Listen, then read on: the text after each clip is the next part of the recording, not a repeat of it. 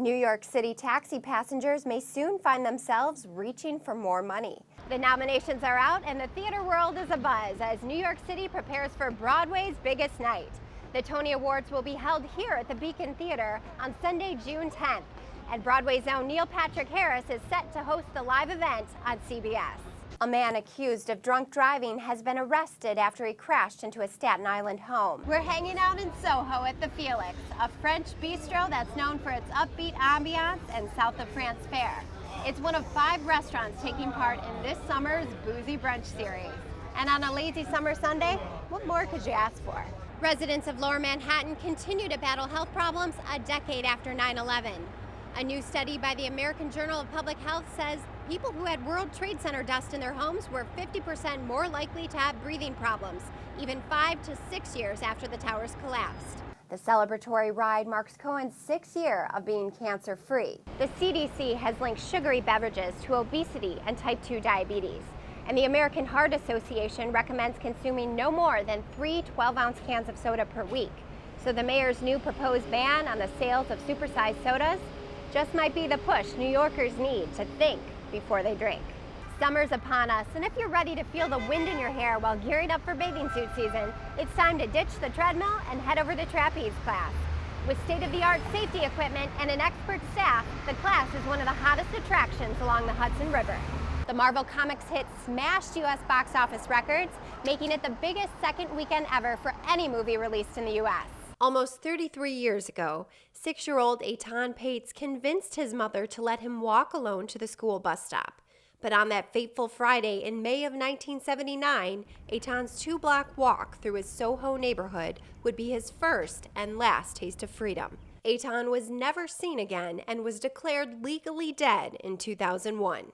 After a string of possible suspects and dead-end leads, the New York City Police Department has finally made an arrest. Commissioner Ray Kelly says 51-year-old Pedro Hernandez confessed to the murder, saying he lured the little boy into the basement of a bodega where he was working. Mr. Hernandez made a promise of a soda to Eitan and led him down the stairs into the basement where he was choked. The break in the case comes just 2 years after police reopened the investigation.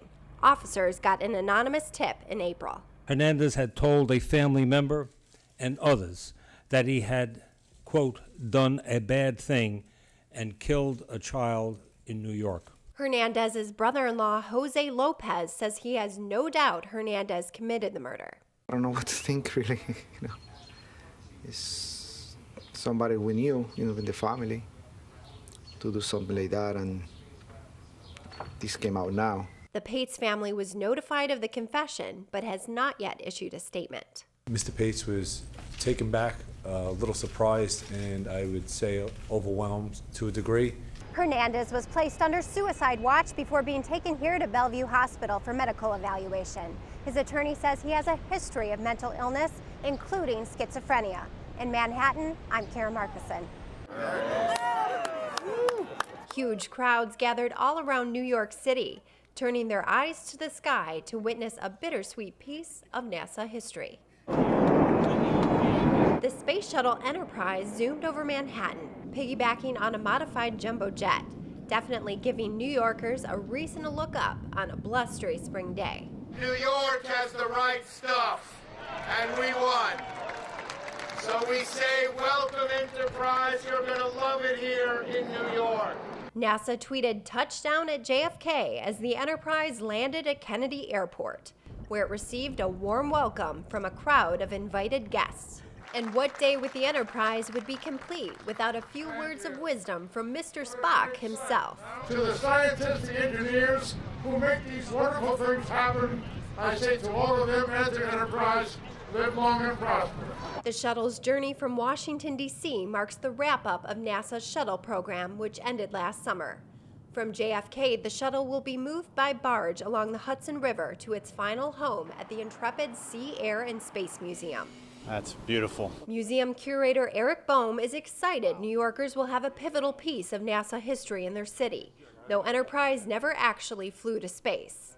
Enterprise is so important to history. And when I found out we were getting Enterprise instead of one of the ones that went in space, I think I was one of the first ones that went, yes, you know, this is the cool one. The Enterprise will be put on a deck here at the Intrepid Museum. The display is set to open to the public in mid-July. In Manhattan, I'm Karen Markusen. John Mayer celebrated his new album release during a meet and greet with fans on the Lower East Side. Despite heavy rain, hundreds of fans camped out and flooded the sidewalks outside Reed Space for a chance to meet the singer. Mayer autographed copies of Born and Raised at the grand opening of his exhibit inside the boutique.